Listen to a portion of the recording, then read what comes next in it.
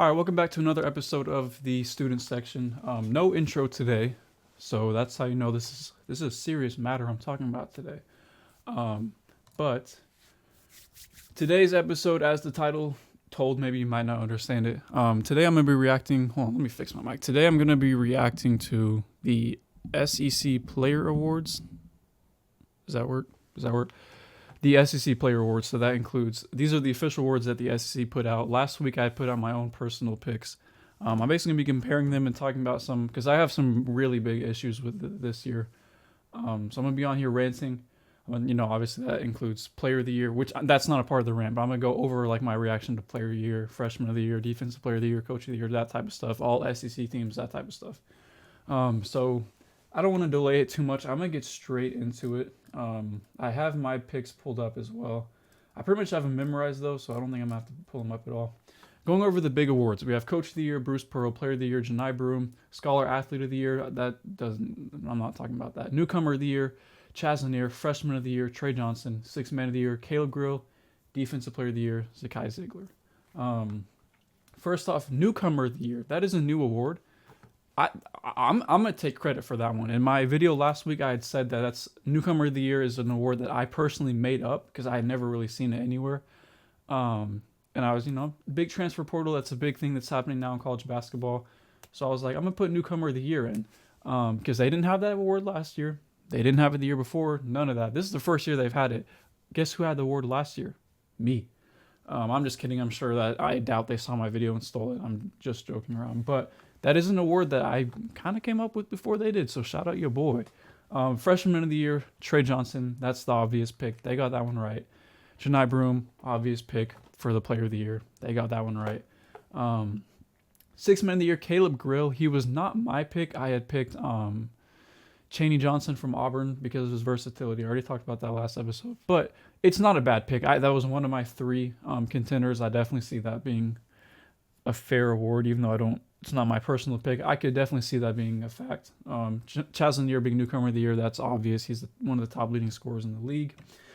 Bruce Pearl, Coach of the Year, that wasn't my pick. I had picked Missouri's coach. His name is fading me right now. I can see his face. This is bad. I swear, I turn on this camera and my mind just stops working. Coach of the Year. Dennis Gates. I don't know why I couldn't think of that. Dennis Gates was my pick, but I'm still not mad at Bruce Pearl. He had as of right now, they are not the number one team in the league. But for pretty much the entire year, they were the number one team in all of college basketball. In my opinion, they should have been the number one team from week one, but Kansas kind of delayed it. Whatever. But Tennessee had also kind of delayed that. But I still believe this should have been the number one team. That's kind of the ones that I don't have too many complaints about. I'm going to get straight into the biggest complaint that I have, which is going to be Defensive Player of the Year being Zakai Zeigler. And before I get into this, no hate to Zakai Zeigler. He is an amazing defender. I'm fully aware of how good he is on that defensive end of the ball. By no means am I saying he's not a good defender. I'm just saying I truly, genuinely think that he does not deserve this award. Even like last year, whenever he won it, last year I was like, okay, I can see the argument for him. I understand why they would pick him, but he just personally wasn't my pick last year. Last year, my pick was Janai Broom. Actually, I think I picked Janai Broom and Cam Matthews as a shared award.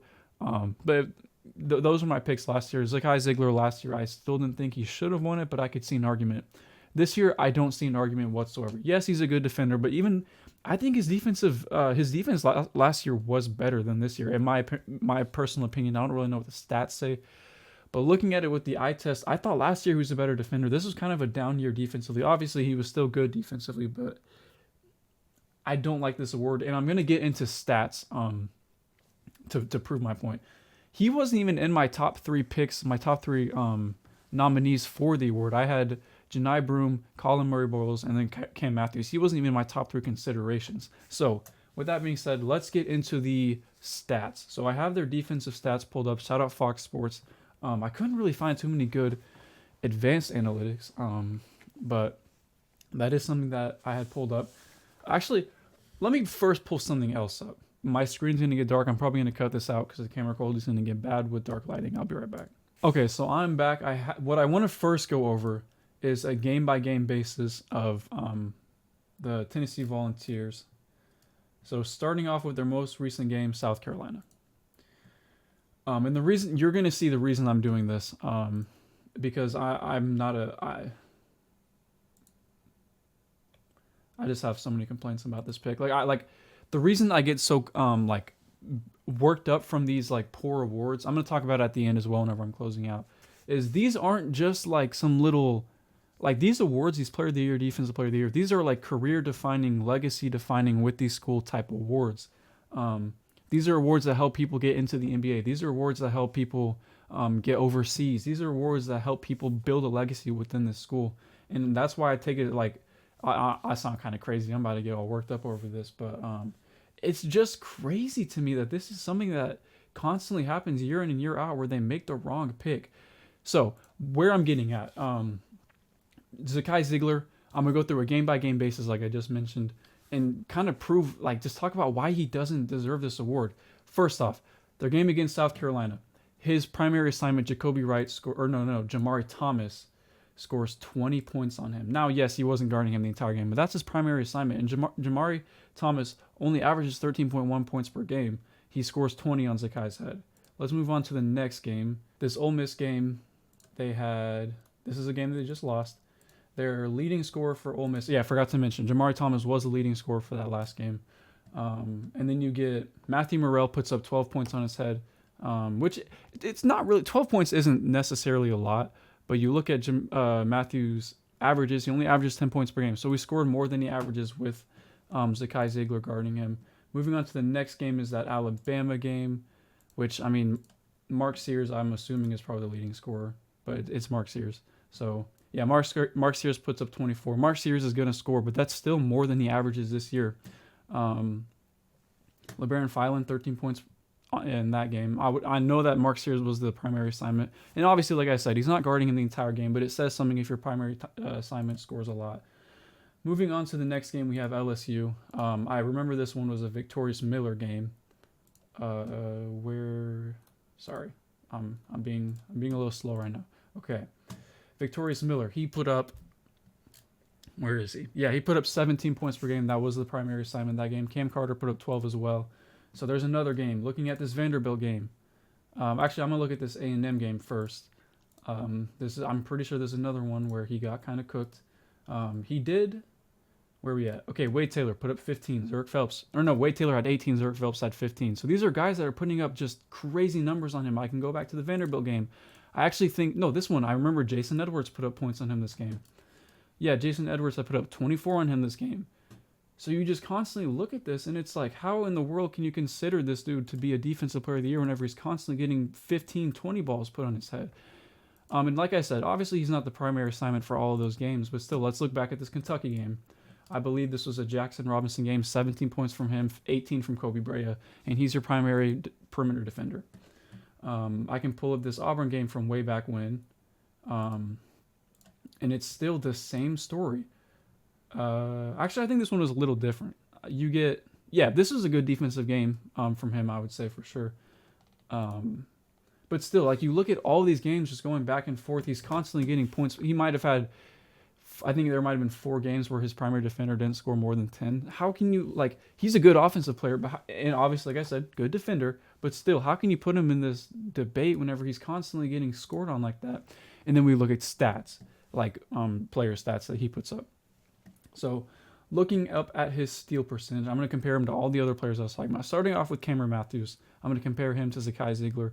Zakai Zeigler does average 1.9 steals per game this year. Cam Matthews, you want to know how many he averages? Sorry, it's loading. 2.5 steals per game. And you look at steals per 40 minutes, which is 3.4. Zakai Zeigler steal per 40 is 2.3.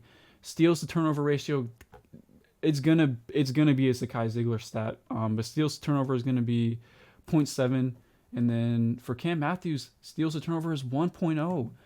Steals to personal fouls is 0.9. Steals personal fouls 0.1, or 1.0. That's the one stat he leads them in. Steal percentage for Zakai Zeigler is 3.6. Steal percentage for Cam Matthews is 5.0. And then not to mention Cam Matthews has more blocks. He has 24 blocks this season. Zakai only has 8. I can go through the blocks percentages, but we know he's going to have more blocks. Colin Murray-Boyles, obviously going to have more blocks. He has 42 this season, and then you look at Zakai Zeigler's 8. His block per 40 is 1.8 for Colin Murray-Boyles. His block per game is 1.4. And then you look at Zakai's block per game and block numbers. It's 0.3, 0.3, or block per 40 is 0.3. Block percentage is 0.1. And his steals per game is at 1.9, but Colin Murray-Boyles is at 1.5. But you look at their steals per 40. They have the same steals per 40, both at 1.9. Steal to turnover ratio is about the same. Colin Murray-Boyles does have a little bit of a lower one. And then steals to personal. Okay, let's look at steal percentage. 2.9, 3.6 is going to be a little bit of a difference there. But once again, Colin Murray-Boyles is going to be a better interior defender, and he's a pretty comparable perimeter defender in terms of just stats. Janai Broom is also going to be kind of that same way. Steals per game is only at 0.8 compared to Zakai Zeigler's 1.9. Steals per 40 is at 1.1 for Janai Broom, and Janai Broom's steal to turnover ratio is at 0.6. So pretty close comparable numbers, and then obviously blocks are going to be completely different. So those are those type of stats. So Cameron Matthews has better perimeter stats, and then Colin Murray-Boyles and Janai Broom both have better interior stats and pretty similar, albeit a little bit less, but pretty similar perimeter stats as well. Those are just regular stats. So then we move into advanced stats. This is where I'm like, it makes me so mad because these are people that are getting, like, these are big awards that these people are voting on, and for some reason they just ignore these. Like, it's like they look at, like, oh yeah, we know Zakai Zeigler is a good defender. He has a reputation. Let's just vote him. But if we're gonna vote people based off of reputation, why don't we vote Kawhi Leonard every single year for Defensive Player of the Year for NBA?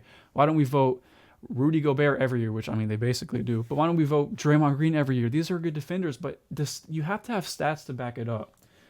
Okay, let me look at Zakai Zeigler's stats. Advanced stats. First thing we're going to look at is I'm going to use defensive box plus minus. The description is a box plus minus estimate of the player points per 100 possession a player contributed above the league average player. Basically, if box plus minus is how good your team does defensively when you're on versus off the floor. These are off numbers. Zakai Zeigler this year, his defensive box plus minus is 4.7. Remember that. Colin Murray-Boyles, his defensive box plus minus is 5.0 compared to Zakai's 4.7. Janai Broom, his box plus minus is 5.0 compared to Zakai Zeigler's 4.7. Cameron Matthew, his defensive box plus minus is 5.4 compared to Zakai Zeigler's 4.7. So, and none of those guys were even leading in that stat, but those guys are all higher than Zakai Zeigler. Another defensive stat, defensive win shares. That basically means how well your defense contributed to a win. I don't actually know how they get this stat, but I know it's a pretty well respected stat. The definition says an estimate of the number of wins contributed to a winner by a player due to defense. Let me say that one more time. An estimate of the number of wins contributed by a player due to their defense. Now, Zakai Zeigler does lead this stat, but remember, this is the only defensive stat that he leads all of these guys in. And that defensive win share is at 2.2 compared to Colin Murray-Boyles, his win share 1.8. Janai Broom, his win share is 2.0. Cameron Matthews, his win share is 1.7. Now, maybe with this being the only stat that he leads all these guys in, maybe that's the one stat that they actually look at, and that's the one kind of determining factor for the award. But that's not true, because last year Janai Broom was leading the league in the defensive win share category, but he didn't win Defensive Player of the Year. Zakai Zeigler won it last year.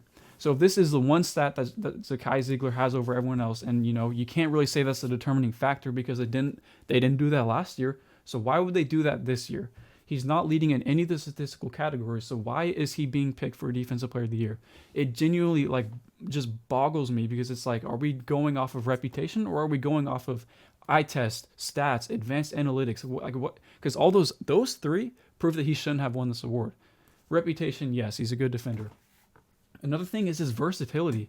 Colin Murray-Boyles, Janai Broom, and Cameron Matthews are all more versatile than Zakai Zeigler, believe it or not. This is an eye test kind of thing. Zakai Zeigler can really only guard a point guard and a shooting guard. He's just too short and too small to guard other people. Yes, he's going to be pesky, but one-on-one defense throughout a game, he can't guard those type of guys. Colin Murray-Boyles, we've seen him guard on the perimeter now. He's not as good as Zakai Zeigler on the perimeter, but he's way better in the mid-range. He's way better off ball. He's way better in a help scenario. He's way better on ball in the post. Janai Broom, same way. He's not as good on the perimeter, but he's still decent. I mean, okay, he's not. Janai Broom is definitely a paint defender, but still, he's a better on ball in the paint defender. Like I said, his perimeter stats were comparable to Zakai's, obviously not as good. But Janai Broom's defensive stats were this much better than Zakai's. Janai Broom's perimeter stats are this much lower. So that kind of, hopefully that helps illustrate it. And same with Cameron Matthews. He's a guy that can guard really 1 through 4. He's strong enough to guard a big man here and there. But another guy that's more versatile than Zakai Zeigler, where Zakai Zeigler can only really guard guards. And even then, he's getting 20 balls dropped on him throughout the season. So that's kind of my case I'm stating for this. I just don't see the argument for Zakai Zeigler winning Defensive Player of the Year. It just makes no sense to me. He won it last year, so why in the world would you give it to him this year? Because it's just like, it just boggles my mind. How does Janai Broom finish his career without any Defensive Player of the Years? Statistically, he's been out rebounding everybody, out blocking everybody. Those are the two big stats. We saw it happen with Rudy Gobert. He won 4 Defensive Player of the Years with blocks and rebounds only. Why would it not happen with Janai Broom? We've seen Marcus Smart. This feels like a Marcus Smart kind of just pity, like, here you go, Defensive Player of the Year award. Why? Like, the stats aren't there. The eye test isn't there. The numbers aren't there. He's getting 20 balls dropped on him all the time. How does this dude win it? Now, with all that being said, Zakai Zeigler is a good defender. I'm by no means trashing on Zakai Zeigler. I'm just saying that these guys probably deserve him more. I'm not about to sit up here and be like, Zakai sucks. He shouldn't have won it at all. But these other guys gave a better case. They have better stats. The only thing I can think of, he's the best defender on the best defensive team. But even then, that's arguable. You could say Jemai Meshack is over him. You could say Felix Akpara are a better one-on-one defender. I just don't see it. This feels kind of like a legacy pick. That's enough talking on that. The next thing I kind of want to talk about, we're going to go through the all-SEC teams. We have Janai Broom, Walter Clayton, Mark Sears, Wade Taylor IV, and Zakai Zeigler, all SEC first team. Another award, Zakai Zeigler should not be in the first team. I think I put him in my third or second team this year. Zakai Zeigler had made my second team. Zakai Zeigler also snuck in the all-SEC first team last year. And then the all-SEC second team, we have Josh Hubbard, Trey Johnson, Chaz Lanier, Colin Murray-Boyles, and Otega Owe. And then the all-SEC third team, this one I'm going to get heated on. Not heated, but this is another thing I'm pretty passionate about. Chad Baker-Mazara, Alex Condon, Sean Padula, Mark Mitchell, and Jason Edwards. Those are all guys that I think should make it.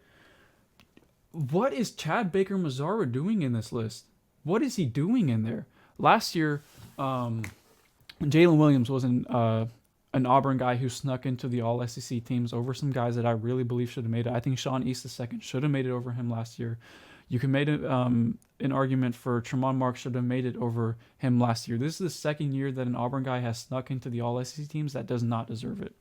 Let's go over his stats. Chad Baker-Mazara, averaging 12.9 points per game, 1.2 steals, 2.6 assists, 3.3 rebounding numbers, and efficiency, free throw percentage, he is shooting 90% from free throw. I think he had like one of the longest streaks going either this year or last year.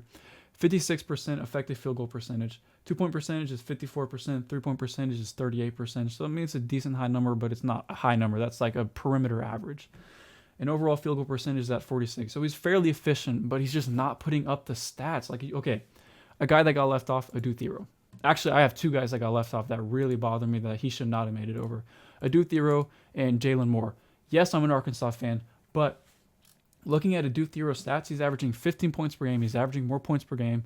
Blocks per game is at 0.8. Steals per game, 1.7. Assists is 2.0. Rebounds is 6.0. Free throw percentage is only at 68. Effective field goal percentage is at 56. So he's a higher effective field goal percentage.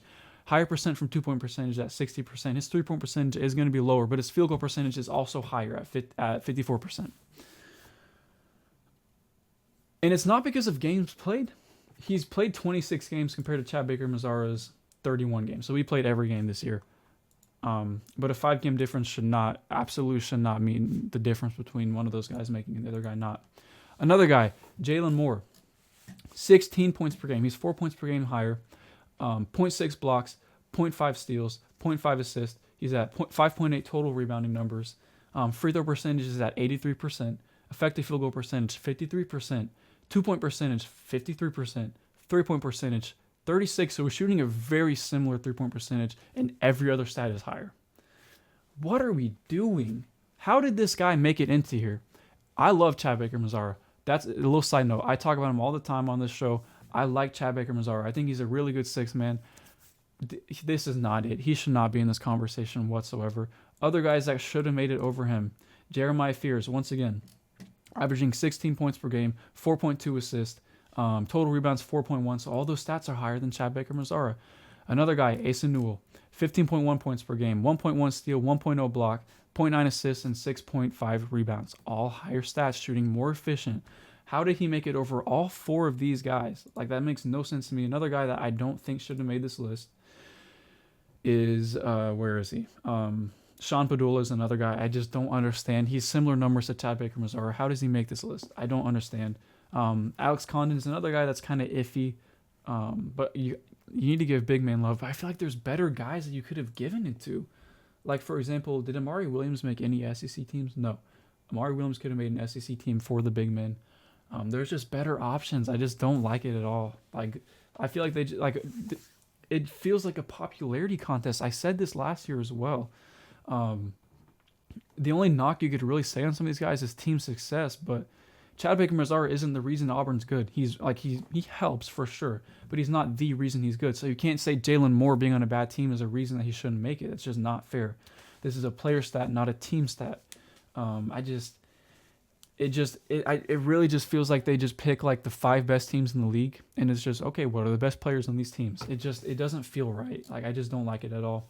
All defensive team, they shrunk the roster down. It used to be 8 players, and maybe they had 2 defensive teams last year. You get Denver Jones, Jemai Meshack, Cameron Matthews, Anthony Robinson, and Zakai Zeigler. There's one big theme with this list. There's not a single big man on this list. Also, how in the world does the block leader and the rebounding leader in Janai Broome, both of those stats he leads in, how does he not make an SEC defensive team? Like, what are we, like, how? How does he make it over how does Jemai Meshack and Denver Jones make it over Janai Broome, who's leading the league in blocks and rebounds? What are we, and Colin Murray-Bowles is another guy who's up there. How does he not make it over these guys? Okay, let's look at their numbers. Jemai Meshack, defensive numbers. Let me pull up these, totals. Actually, let me look at his per game. He's averaging 1.6 steals per game. That's pretty good. 0.6 per game, 0.6 blocks per game, and only 4.2 rebounds. Now, look at Janai Broome's numbers. Per game, he's averaging 2.4 blocks, 0.8 steals, and 10.6 rebounds. And somehow Jemai Meshack makes it over him. Let's pull out these defensive advanced statistics, same way that we did with Zakai Zeigler earlier. Advanced statistics now. He is leading the league in defensive box plus minus. That is something I can 1,000% say that he is doing. He's at a 2.1 defensive win share compared to Janai Broome's. His advanced stats are going to say he has a defensive box plus minus of 5.0, which is lower than his by quite a bit. I will say that. And then defensive win shares is also 2.0, so they share the same number of defensive win shares. But still, counting stats, how does he make it over a guy like Janai Broome? How does Denver Jones make it over Janai Broome? Like, I know I have said Janai Broome isn't the best defender on his own team. I will definitely give that to, that's definitely a Dylan Cardwell thing. I don't understand it. I really don't. Denver Jones' defensive stats. Steals per game, 0.6. Blocks per game, 0.2. Total rebounds, 2.0. Janai Broome stats. It makes no sense in my mind. It really just makes no sense. Per game stats, like, okay, 2.4 blocks, 0.8 steals, and total rebounds is 10.6. So all of his defensive counting stats are higher than Denver Jones. And if we pull up their defensive stats, advanced analytics, defensive box plus minus is 2.1. Janai Broome defensive box plus minus is 5.0. So that is 5.0 versus 2.1. Defensive win shares, 0.9 compared to 2.0. 0.9 being Denver Jones, Janai Broome being 2.0. What are we doing? Like, do these guys just, like, I'm serious, do they just pick the top 5 teams and look at the best, like, even then, he's not the best defender on his own team. What are we doing? It really it hurts my brain. It makes no sense. Like they're just voting with their eyes closed. Are these guys like? Is this like the Denver Jones fan club? Is he the one voting for all these awards? How does he make it in over Janai Broome and Colin Murray-Boyles? I didn't even show Colin Murray-Boyles' stats, but once again, he's at 1.5 steals per game, 1.4 blocks per game. This is Colin Murray-Boyles, and he's at 8.1 rebounds compared to Denver Jones, who is at zero point 0.6 steals, 0.2 blocks, and 2.0 total rebounds. Once again, counting stats, Colin Murray-Boyles has higher in every single defensive counting stat. Same with actually Jemai Makeshak does make a little bit of a better argument, but Denver Jones is the main one. How does what? It's so frustrating. It doesn't make any sense. Advanced analytics once again for Denver Jones. Defensive box plus minus for Denver Jones is 2.1.